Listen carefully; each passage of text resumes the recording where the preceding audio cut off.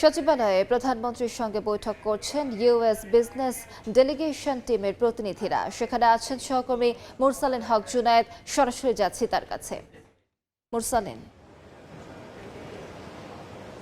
সচিবালয়ের মন্ত্রিপরিষদ বিভাগের ভবনে প্রধানমন্ত্রী তারেক রহমানের সাথে জরুরি গুরুত্বপূর্ণ সভায় যোগ দিতে US Bangla chamber of commerce business council, US Bangla business কাউন্সিলের যে সদস্যরা রয়েছেন তারা সচিবালয়ের মন্ত্রিপরিষদ বিভাগে প্রবেশ করেছেন। সকাল 9:15টার মধ্যেই এই সদস্য বা এই কাউন্সিলের যারা সদস্য রয়েছেন তারা প্রত্যেকেই এই ভবনে প্রবেশ করেন। এখন পর্যন্ত যে বিষয়টি জানা গেছে যে অর্ধ শতাধিকেরও বেশি দেশি এবং বিদেশি উদ্যোক্তা যারা রয়েছেন, উদ্যোক্তা গোষ্ঠীর নির্বাচিত যে প্রতিনিধিরা রয়েছেন তারা কিন্তু এই বৈঠকে অংশ নেবেন।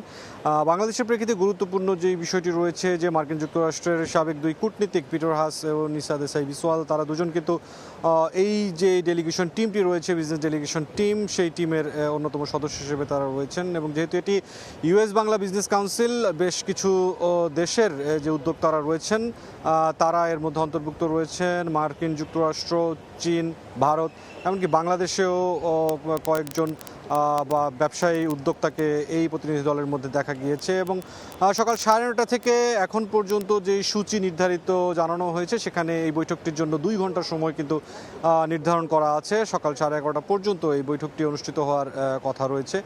এই গুরুত্বপূর্ণ সভাটির একটি অন্যতম লক্ষ্য এখন পর্যন্ত যে দেখা গেছে যে সরকার দায়িত্ব গ্রহণ করার পর থেকে দেশে বিনিয়োগের যে বিষয়টি রয়েছে সেটি চাঙা করা, অর্থনৈতিক উন্নয়ন সহ বিবিধ ইস্যুতে দেশের যেই অর্থনৈতিক কার্যক্রম সেটিকে বেগবান করতে নানামুখী পরিকল্পনার অংশ হিসেবে কিন্তু উদ্যোক্তাদের সাথেও বৈঠক চলমান রয়েছে সরকারের পক্ষ থেকে। এবং তারই অংশ হিসেবে ইউএস বাংলা বিজনেস কাউন্সিলের সাথে আজকের যে বৈঠকটি সেটি অনুষ্ঠিত হচ্ছে। এখন পর্যন্ত যেটি জানা গেছে যে বৈঠকটি শেষে বিজনেস কাউন্সিলের পক্ষ থেকেও ব্রিফ করা হবে, পাশাপাশি সরকারের তরফ থেকেও কিন্তু বৈঠকে ব্যাপারে বিস্তারিত জানানো হবে। এই ছিল সচিবালয় থেকে সবশেষ পরিস্থিতি।